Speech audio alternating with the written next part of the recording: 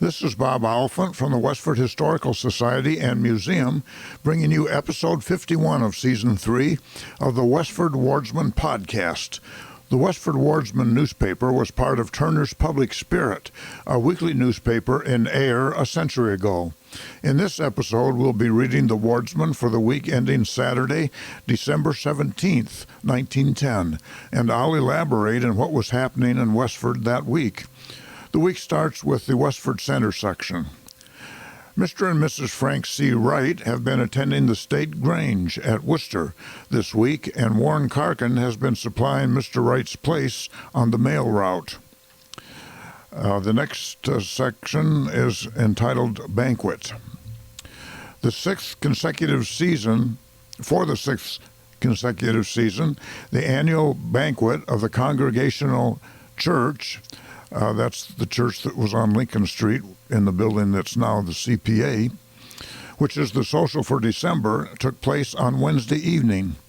The pleasant moonlit evening, the good supper, and excellent program combined to make it a delightful gathering of social fellowship. The supper hour was 7 o'clock, and previous to that, while the company gathered, Miss May Atwood, the church organist, gave a short recital.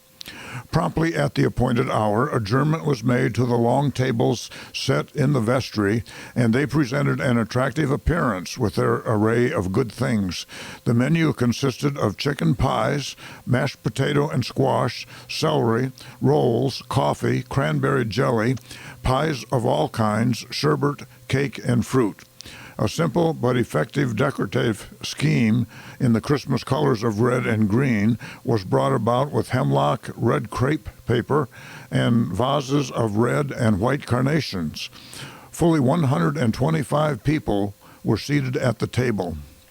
After the supper had been faithfully and pleasantly attended to, the postprandial exercises were carried out with John P. Wright presiding as Toastmaster, a place which he fills with genial and witty efficiency.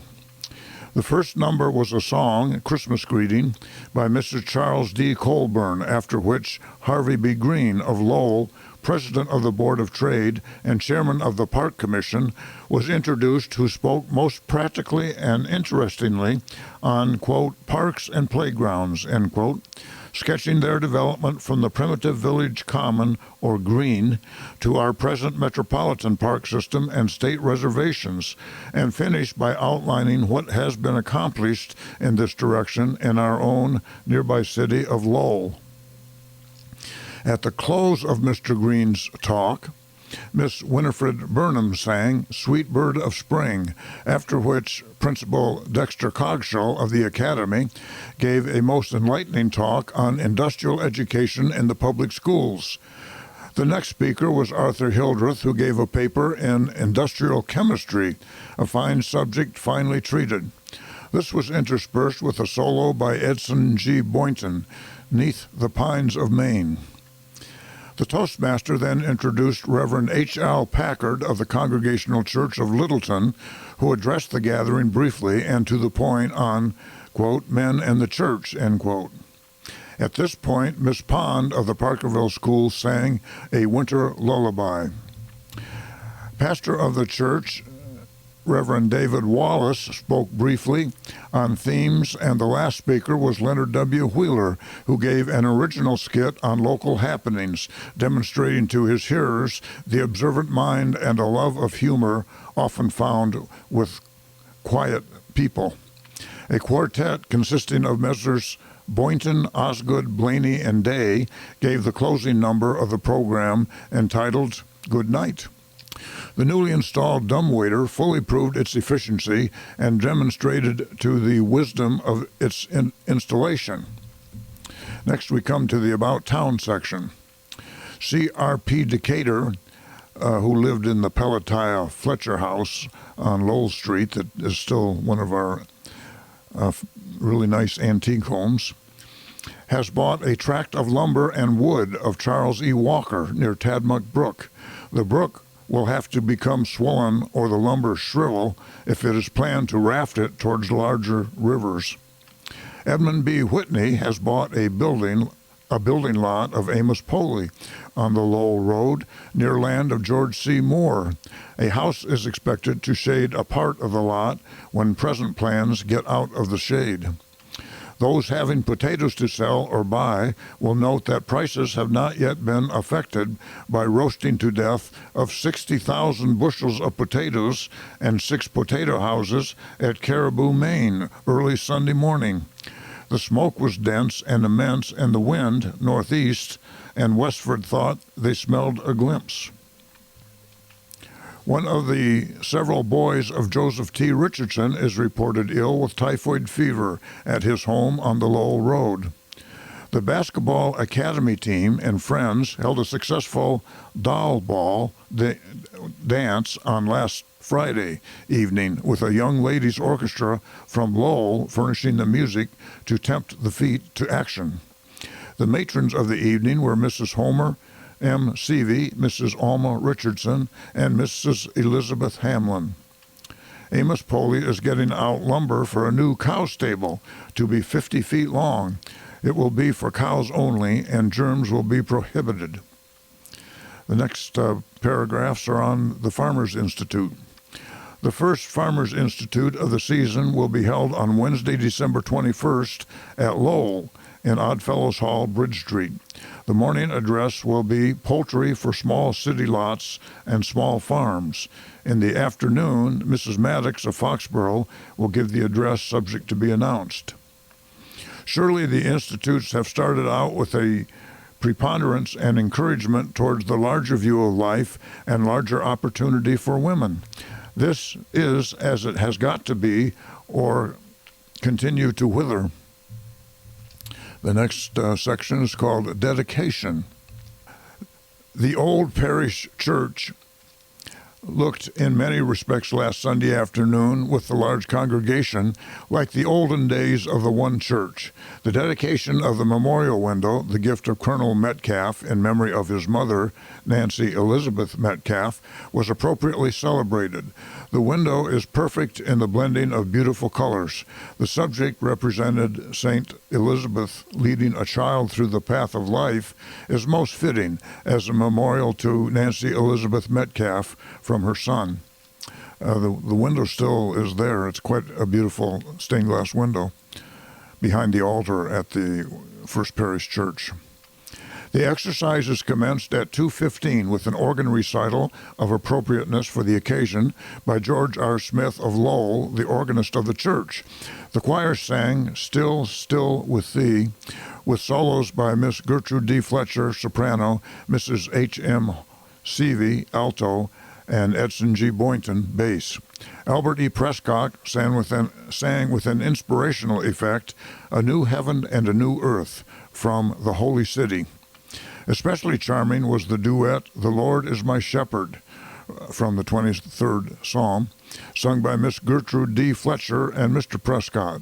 Owing to the illness of Reverend E.A. Horton of Boston, who was expected to give the address, Reverend Benjamin H. Bailey, the venerable minister of the old First Parish Church, gave an eloquent address on the foundation principles of the Christian Church in the rugged and barren days of early New England and the easygoing days of modern life. And neither philosophy, club life, home life, or the fraternal spirit of the modern environments have proved a satisfactory substitute for, quote, the salt of the earth, which is taken from Matthew 5:13. Besides a congregation of 300, Colonel Metcalf, wife, and son Harold were also present, and friends from Lowell, including Judge Frederick A. Fisher, and from our friendly town of Littleton. The next paragraph is entitled Meeting. The annual meeting of the trustees of Westford Academy was held at Young's Hotel in Boston last Saturday. The following officers were elected: George T. Day, President; the Honorable Herbert E. Fletcher, Vice President; Captain Sherman H. Fletcher, Secretary; Abiel J. Abbott, Treasurer; Reverend E. A. Horton, Abiel J. Abbott, Julian Cameron, a committee on teachers.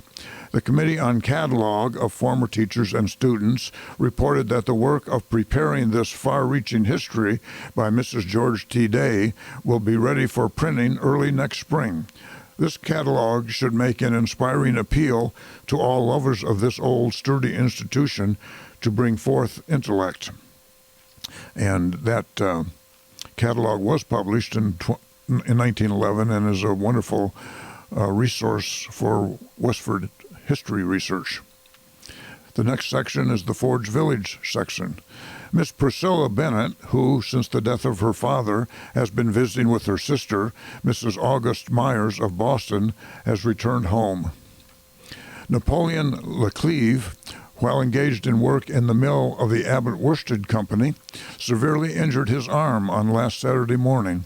Although he has still continued to work, the cut was very painful. Cameron School closed on Friday afternoon, December 16th, for the annual Christmas vacation. The school will reopen on the 2nd of January. A large crowd of skaters have certainly enjoyed a treat on Forge Pond this week. Although the ice is thick all over the pond, still it is not in very good condition for skating, except in two places. One of these is a strip of clear black ice between the ice houses and what is known as the Cove, and the other place is from Cameron School shore to the other side of the pond. On Monday evening, a large crowd took advantage of the moonlight and enjoyed skating until quite late. They reported the ice in fine condition and skating was excellent. The stores in the village have put on their Christmas attire and look very prettily in their green decorations and Christmas bells. The Girls Friendly Society held their regular meeting in Recreation Hall on Wednesday evening. Miss Isabel Whipple of Salem, president of the society, was invited to be present and gave an interesting as well as an instructive sketch of the purposes of the society and its work. She proved to be a very able speaker and was very much appreciated by all present. Next couple of paragraphs are about a fire. The fire whistle of the Abbott Worsted Company sounded late Tuesday night and summoned the firemen of this village to fight a fire which was raging in the boathouse of John Sullivan of 7 Pond Street. The boathouse is situated in the backyard of his home and was in very dangerous quarter, as it is also adjacent to the property of George Jackson. The fire was discovered by John Naylor, who resides on Pond Street, across the street from Mr. Sullivan's house. Mr. Naylor was retiring for the night when he noticed a red flickering light, and on going to the window found Mr. Sullivan's property on fire. Mr. Sullivan estimates the damage to be $750. The boathouse and contents, a goodly number of rowboats, and also a number of valuable tools being totally destroyed. The property is partially covered by insurance. The next section is on a death. William Ward, one of the oldest and most highly esteemed residents of Groton, died at his home on Groton Road at 2:30 o'clock Wednesday afternoon after a short illness at the age of 75 years. The deceased was very well and favorably known in this village. The deceased leaves to mourn his loss a widow, Mrs. Mary Gill Ward, 6 daughters, Mrs. George Rose of Cambridge, Mrs. William Leahy of Ayer, Miss Emma Ward of this village, Miss Elizabeth Ward of Groton, Miss Letitia V. Ward, principal of Cameron School in this village, and Miss Catherine Ward, employed in the office of Abbott Worsted Company, Graniteville, and 2 brothers, Thomas F. Ward of Ayer and Stephen Ward of North Chelmsford.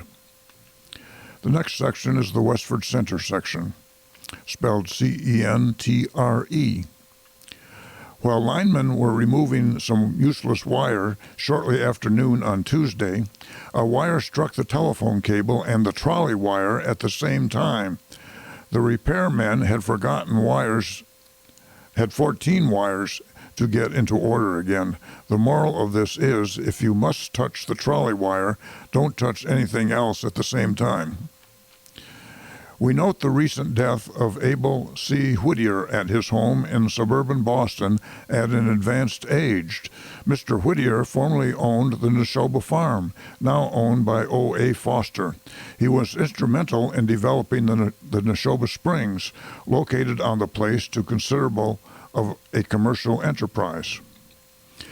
A sorry automobile calamity happened on Tuesday afternoon on the Chelmsford Road near the house of Albert E. Jenne, Jenne. A big six-cylinder Stevens Duryea car caught fire and was hopelessly damaged. It caught fire from the machinery in some way, and the owner tried to smother it with the robe, but without avail.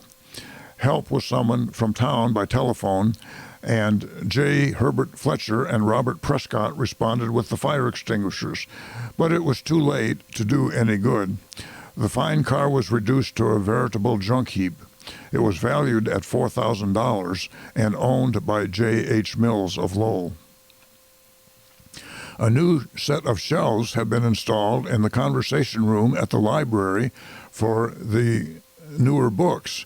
These books have previously found a place on the table, but there were too many of them to keep very orderly, and the new shelves accommodate them nicely, leaving the handsome big circular table free for special reference books.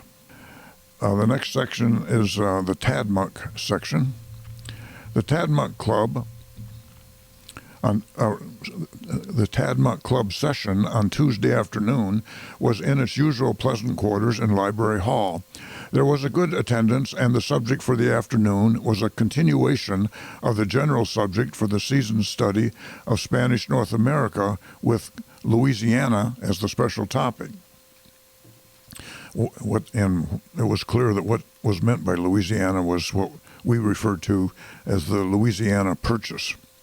Miss Clara A. Smith, chairman, gave a studious, interesting, and well-delivered paper of the history and development of this great territory west of the Mississippi.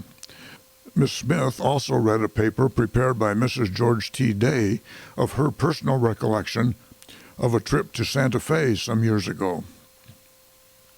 Owing to the shortness of the afternoon, as far as daylight is concerned, the club voted for the present to change the time of beginning from 3 to 2:30 o'clock. Next section is the Graniteville section. The Sunday school teachers of St. Catherine's Church are now making active preparations for the Christmas tree exercises to be held in the church, the date to be announced later. At both Masses in St. Catherine's Church on Sunday morning, the pastor, Reverend Edmund G. Schofield, gave a public acknowledgement of a substantial check recently received from the Abbott Worsted Company, the same to be used for the purchase of gifts for the children of St. Catherine's Church.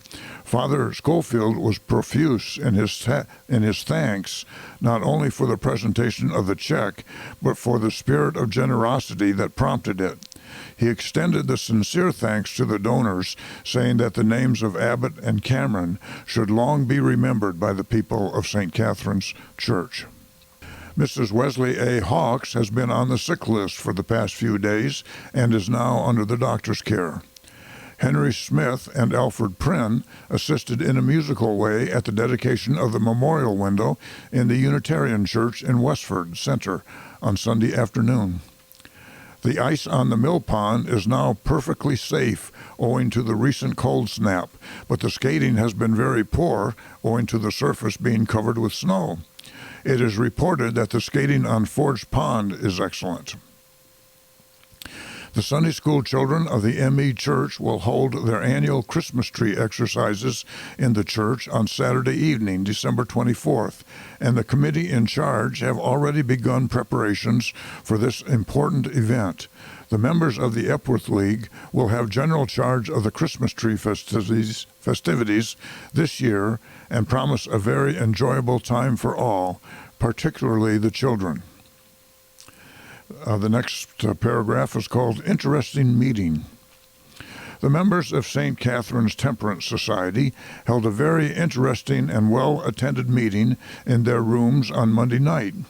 Considerable business of importance was transacted, And under the head of new business, the following officers were elected: Thomas Hughes, President; Arthur R. Wall, Vice President; John A. Healy, Treasurer; Henry LeDuc, Finance Secretary; G. Albert Hughes, Recording Secretary; William S. Wall, Edward DiLorenzo, William Ledwith, Trustees; James B. Healy, Omer LeDuc, Michael Ledwith, Auditor Committee; Thomas Healy, Doorkeeper. The following members were appointed: a committee of 5 to look into the matter of running some form of entertainment in the near future: James B. Healy, William Wall, William Ledwith, Edward DiLorenzo, and T. Alfred Hughes. This committee will report at the next regular meeting that will be held in the room on Monday night, December 19th, at the usual hour. That's the news in Westford for the week ending December 17th, 1910. Thank you for listening, and thanks to Ryan Cousins of WestfordCAT for providing technical support. You can find transcriptions and podcasts from the Wardsman at our website at museum.westford.org, or visit the Historical Society's Facebook page for more Westford news from days gone by. This is Bob Oliphant, and I hope you will join us for next week's Westford Wardsman podcast. Thank you.